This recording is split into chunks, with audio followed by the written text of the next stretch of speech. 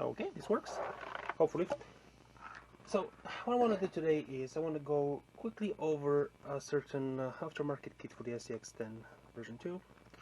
As you know, Enduro Element came up with their IFS kit, and then I thought about thinking what else is out there actually in terms of front suspension modifications, and I came across this Chinese Hong Kong company that apparently have developed this before Element, and they came to market before the Element kit as well. So early 2009, I mean 2020, like January, that's when it first came out with the first batch, and then Element came out about March, February, something like that. Anyway, this came before the Element kit, which is what matters. So excuse the pain on my fingers, I've been doing some stuff, but this is what it is. It's the Rollscale IFS kit. And I looked at the website, which is a Facebook website. They actually have a website. It's available through AGTs and other retailers. And this is apparently the second batch of those kits. The first batch sold out, and this is the second batch that they just got. So this is a little manual. It's very nice, full color. You know, pretty impressive. Think about it. You know, full cover, nobody gives you that anymore. And if you see here in the text, I can pause it, you can pause the video, you can read this if you want to, but looks like a pretty good piece of kit, right? Word of caution, all the green parts are not included with the kit. All the green parts you have to actually use from the axial kit, or make your own, like these turnbuckles. It doesn't come with a turnbuckle. All the differentials, all the bearings, all the little knuckle set screw on the bottom. You need to buy that as well. The shocks, obviously.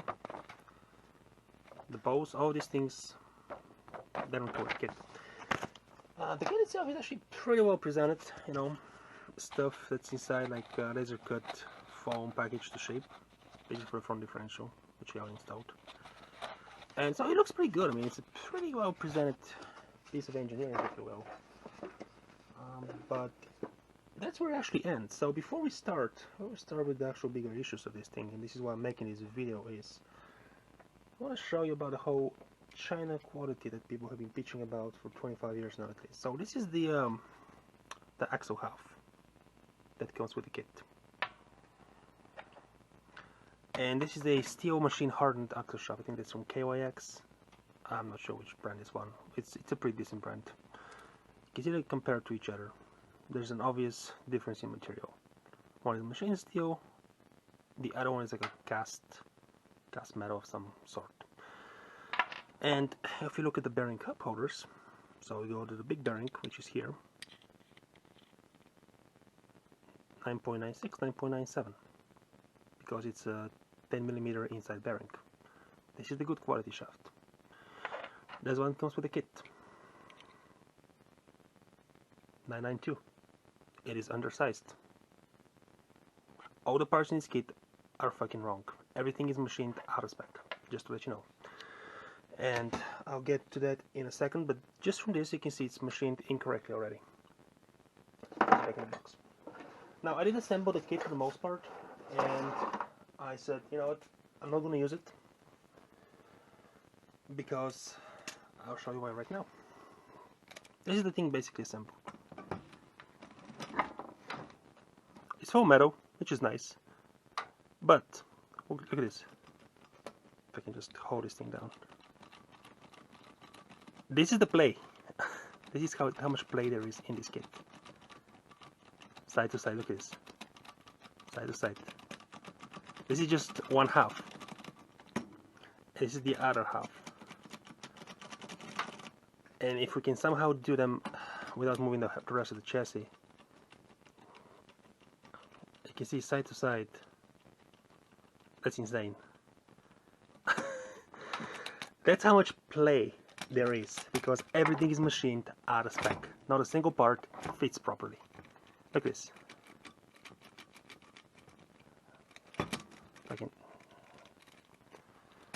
There you go.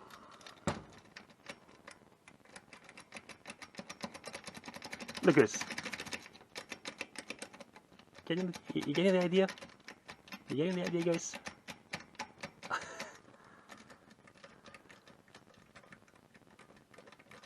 I mean, this is like millimeters of literal physical play.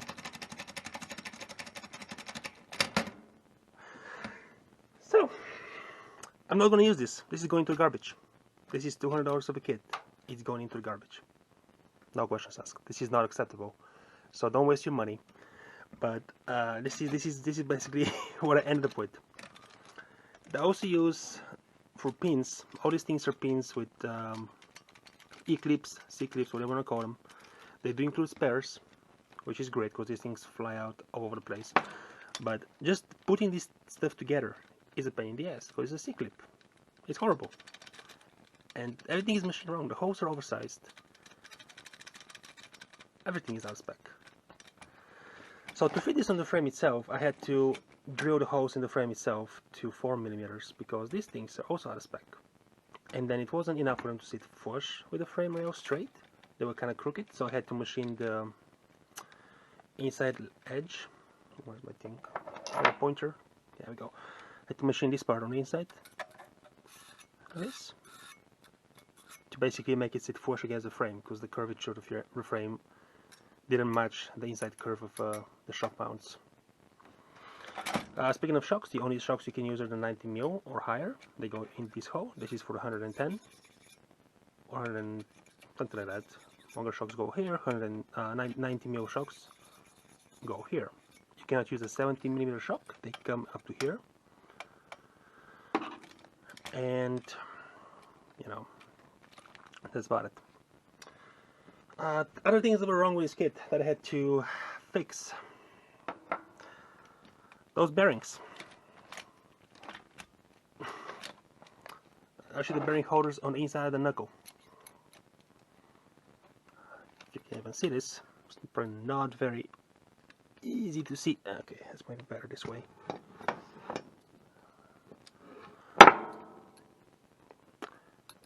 That's where the axle goes, the inside bearing. So there's an outside here, like an outside hole in the knuckle, and then there's a little lip in which the bearing actually sits. Well, that lip on both of the knuckles was machined too small, so the bearing could not fit inside. So I had to enlarge the inside hole of the bearing to make the bearing fit in there, which is ridiculous. And then on the outside bearing, one of the holes, one of the knuckles was fine, but the other one was way too large, so I had to use some glue on the sides to make the bearing not move around, because otherwise you would get the whole wheel movement, which is kind of ironic considering how much swap there is in the suspension. But keep in mind, when I did this with the knuckles, I did the knuckles before I assembled anything else, and I wanted to, eliminate all the play and whatnot, but obviously it's a moot point at this point. Very much puns. And yeah, another thing, offsets. Unless your wheel offset looks like this,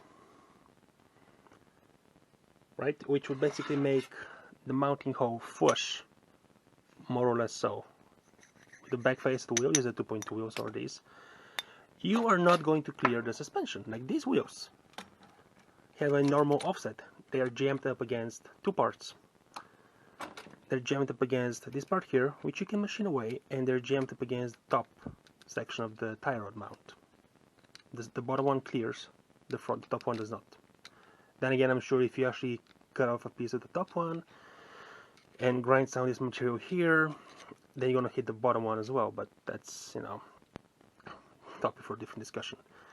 Now these wheels, they have, I'll show you right now, to even mount them on, to even manage to mount them on, I had to put a 10mm extended hex on here. Okay, this is a 10mm hex extension. That's massive. Right? This is just how much offset. It doesn't even roll smoothly because the whole thing is crooked on the inside, but that's how much offset you need to add to any kind of wheel you want to fit on this chassis. This is the offset of these wheels. It's pretty standard. It's about halfway through in the tire, in the wheel, Actually pretty normal. Now these wheels fit just fine, obviously, even without the big extensions of the hexes. They give you plenty of clearance. But when you add so much negative offset, right, it just screws the geometry of the suspension itself. But anything less than that, it's not gonna fit. The design itself, there's a lot of design flaws on it. The big one is the actual knuckle. It spins up on the bottom of this part instead of this part spinning up on the joint on top, like how it should be. I know they try to make like a little realistic C-hub knuckle housing design, you know, out of the real world, and I gotta give them, you know, a little bit of credit for that. The design is pretty realistic, double wishbone suspension, and then you have the cage which is open in the middle, so you can fit an engine in here. You can fit a frontal motor in this space here, especially if you do like a two-wheel drive conversion, which I've done, because the differential sits in the middle. I haven't mounted that, so if you go with a two-wheel drive, you can definitely fit an engine in here, which is very nice, you know, front engine, very realistic. So I like this design, but unfortunately the swap of the actual build is just unacceptable. I mean, you can see this. Every single part has movement in it, massive movement. And the other side, just take this.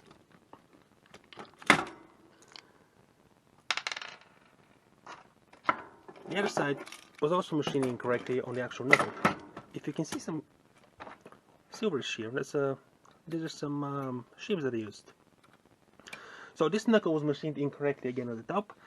So if you just use the design as they told you to do on the other side, which works, but on this side if you do the same thing, the knuckle would jam against this little rod and it would not turn. So I had to use some shims, jam them up in there, use the screw to basically tighten them down, conform it to shape, and to create the actual lip so that the two can actually stay tight together at the same time spin free on the bottom. And you can see some machining marks here as well on the very top. Hopefully you can see them. Probably not on the camera. Yeah, but right here. So some interesting machining. Yeah, there's a lot of machining issues on this thing. You can see the marks all over the place. See, this is not even turning smooth as well. But this kit turns smooth. So yeah, so we had to modify the knuckles for the bearings. We had to modify this top here to make it turn. Had to modify the shock towers to basically make the whole thing mount onto the frame. And it doesn't end here. Now this is the servo mount. They hold the servo. It goes here. I had to enlarge this hole because this was also off whack, right? And I had to use spacers to basically make sure that the screw doesn't go through the hole, because this hole is like almost like a 5mm hole. It's insane how much I had to drill it so I can actually push this side until it actually line up and fit. This one is fine. This one, not so. I mean, the frame itself is okay because everything else on the frame fits. Hot racing fits. This thing fits. This kit does not fit, so it's not the frame. Also, this part is stamped steel. It had to go on the outside of the frame, and I had to literally screwdriver and vice grip bend those lips out so they come over the frame, because otherwise they would just jam up into the frame. They wouldn't go like that. You don't have to use this part, to be honest, but you know, I figure why not. Steering system. Oh yeah, there's more to it. If you look down here, the stuff that holds the actual steering rack. I don't know if you can see this all the way, but right here, see this space? See the space between the two parts? Yeah, that's not supposed to be like that. I had to use 2mm spacers to push the servo frontally, right? Because otherwise, by default, it was too far back. So the ball that went into the steering rack here hit the back of the mount. So I had to use 2mm of shims to literally just push this out, so it actually operates the way it's supposed to. And it's smooth. I mean, I'm not going to complain about the actual steering rack itself. It's kind of weird of a design. It's a steering metal plate that just kind of gets pushed around, but you know, I'll give it a pass. Yeah. So, and then the worst thing I want to complain about is obviously the geometry of the suspension. I don't know if it's difficult to see or easier to see. I don't know. Let's use this wheel. It's really difficult to see. But basically, what happens is this part is too long. This nickel extension, if you want to call it. So when the lower suspension arm is actually at a perfect angle, right? The upper one is way too high. So the more you push forward, the more negative camber you get. So you see at one point you're literally just cambering up at like a almost 20-degree angle of the wheel to the ground. So the only way to get the suspension to camber correctly is to basically put it like this, which is stupid, right? And then kind of up to here. That's it. That's your actual travel of the suspension.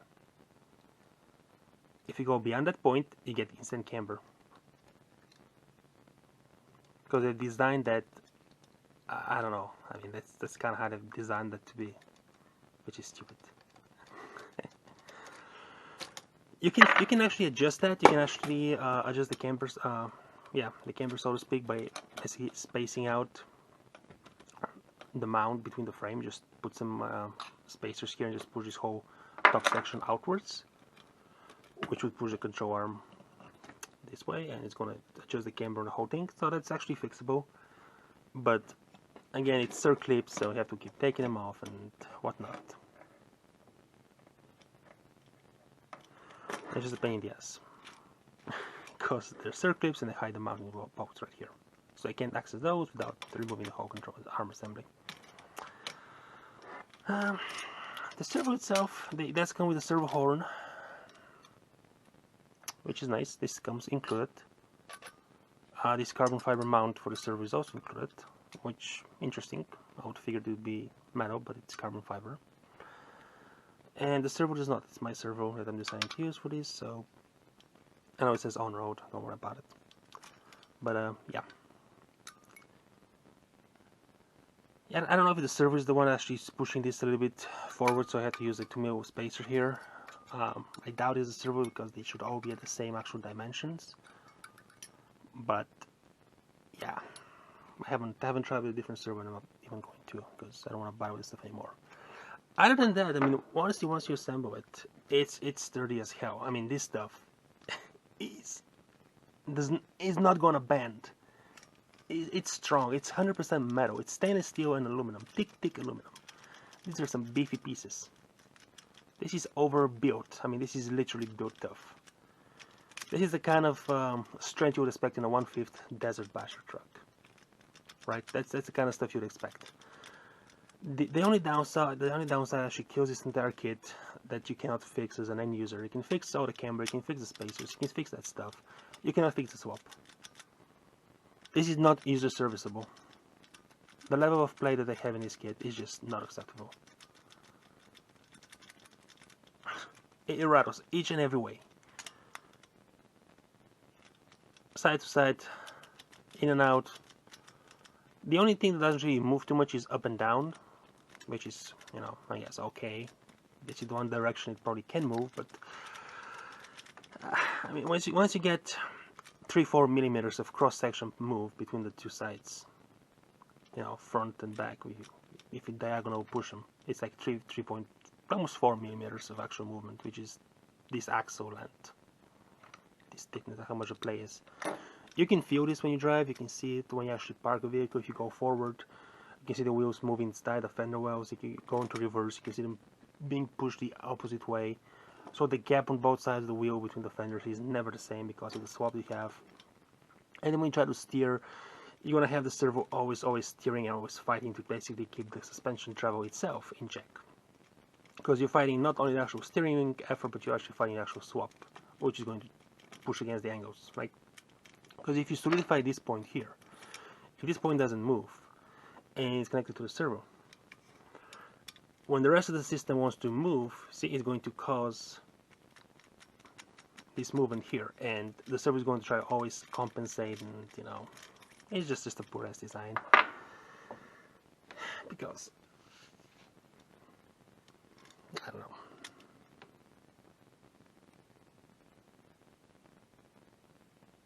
So that's it. That's it. What else? Don't waste your money. Don't waste your money. Actually, this in kit for me looks fine. I like the control arms. It's a very good design. I mean, very realistic looking. Double wishbones, basically. I like the cage, so you actually have space in the middle for both your differential on the bottom and an engine on top, or even if you want to go the whole engine and put it way down low for central gravity purposes, you can do that. It's good in this. It's just a swap, man. I can't get over that.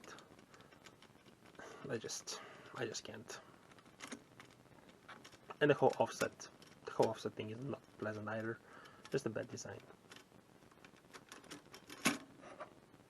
I mean, this fits, but if you want to use a better wheel, again, I'll keep saying that. Because, where's the thing at? There you go. See, it rubs, and then once you tighten it down, this is with a plus 10 offset axis, by the way, so it's not even supposed to be like that. This is just the biggest one I had that will allow me to actually tighten the wheel on here, just to have the wheel on. Unless I wanted to go with this wheel. Yeah, which has space because the whole fucking thing is actually on the side. It's flush with the back lip. But yeah, that's a $200 kit. I mean, I don't know if this is batch 2 that has these issues. I don't know if batch 1 was better in January of this year, because that one sold out, and I got batch 2 about a month and a half ago, 2 months. So yeah, and out of curiosity, yeah, I did contact Rollscale on Facebook, but not about this, about something completely unrelated, just to see if they respond. They didn't respond. They did read the message though, so they do read the messages, but they don't actually respond back to you, which I can only imagine. You know, I can probably imagine why at this point, right? Because if other people got the same kind of a shit, they'd be like, yeah, I want my refund. Like, what the fuck is this, right? I mean, the whole thing just dances around. The whole suspension just dances. Look at this. I just can't get over it. I honestly cannot get over it. Like, can you even get an actual visual representation of this in some kind of way, shape or form? Okay, so let's push it back this way, right? This is where this thing is. That's a 2mm. That's over 2 mil. Yeah. That's over 2mm deflection of movement. I can go to this pin all the way back. Oops. Yeah. Yeah. This is 1.5. I can fit this between, basically. Yeah, so the total between the two sides, like I said before, just from visual, is like 4mm of movement, back to back if you cross them. It's just a piecer, man. Just a piecer. So $200. There you have it. Nice presentation, though. Once again, I'll let you pause on this so you can read their story about their inspiration, about all the effort that went into making this kit. Okay. You can watch this. You can read it on your own leisure. And I mean, they don't even include the body mount screw for the bottom knuckle. I mean, come on. They don't even include the tie rods. So you're supposed to make your fucking own tie rods, right? It's a $200 kit. It doesn't come with the fucking tie rods. All the parts are from Axio. The bearings are from Axio. The only thing they do include is the casing, obviously, and the little half shafts. And the actual frontal CVD. They're not even CVDs. They are just dog bones with very, very shitty design. And they do bind at a 45-degree angle. I already tried it out. But because this was supposed to be a two-wheel drive build, it didn't really matter about the front drivable parts. Anyway, they wouldn't be used, so I don't really care about that. But if somebody does care for the four-wheel drive version, yeah, definitely. They do bind.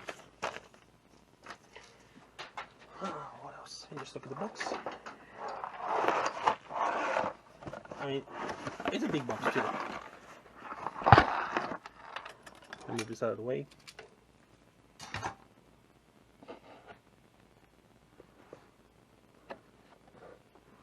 And once again, excuse the pain on my hands, but I'm in the process of painting something, so go back to doing this after this video. Let's say Rollscale.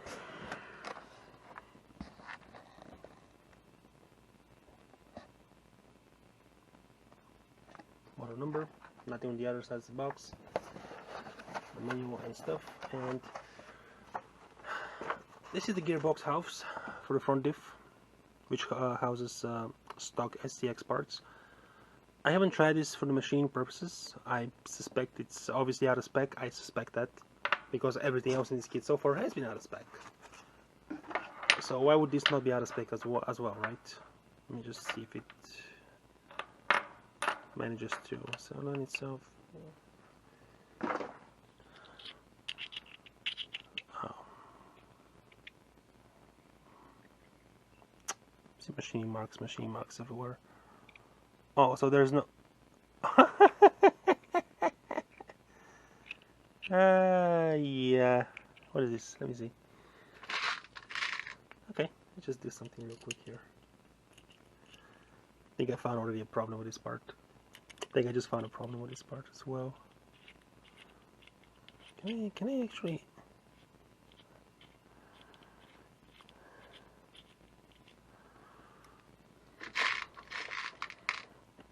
Let me do this real quick with some random screws.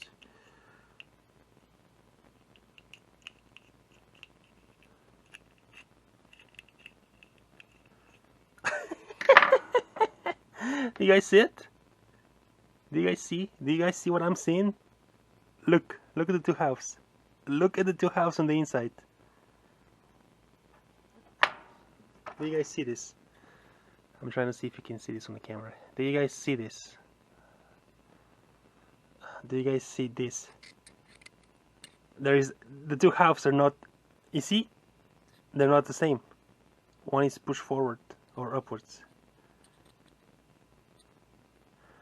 So the bearing is not even going to fit here because this part, this half is higher on the inside than on the outside than the other one. So even this part does not fucking work. You can visually see it's out of spec. This is machine out of spec as well. Look at this.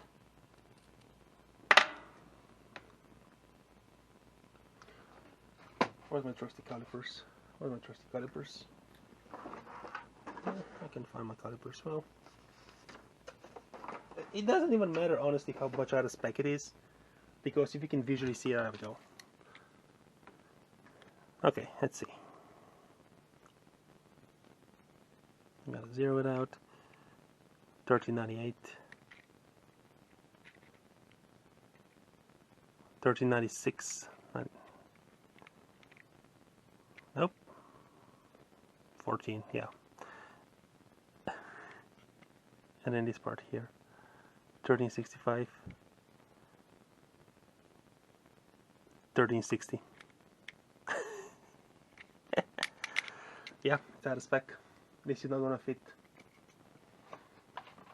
Or if it fits, it's gonna be at an angle. It's gonna cause binding again. Unbelievable. Even this is out of spec. Everything is just a joke, man. What else have I got in the kit that I haven't looked at?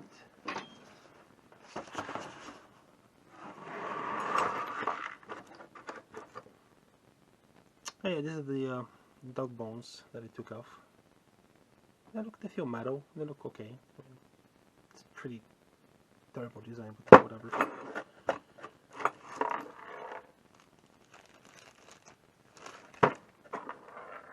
And this is this mount here that goes on the bottom. It's supposed to hold, I guess, this piece, something, I don't know. But yeah, I mean, there you have it. There you have it. Good job, Rollscale. Good job. Thanks for $200 of garbage. What else can I say? You guys have a good one. I'm gonna go do something else. But you've been told, you've been warned. This is your review / your renting video about it. Oh, speaking of renting, this is a pretty good combo. Yes, there are the Dirt Hawks on the Jazz Rider Cyclone type wheels. It's a 2.2s. Looks pretty nice for low profile. and I used the 1.9 solid foams from Crawler Innovations on the inside. They do fit.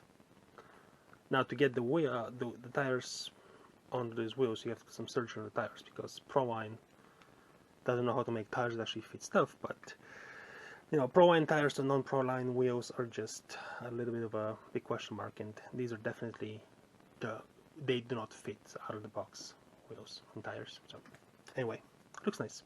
Side note. So now I bought the Element Enduro kit for this project, and it's going to be here next week. So total I have $300 just for the into the IFS on a project I haven't even started yet, but feels good. Feels good. $300 total just to get a working IFS. Could have bought so much other things. Anyway, see ya.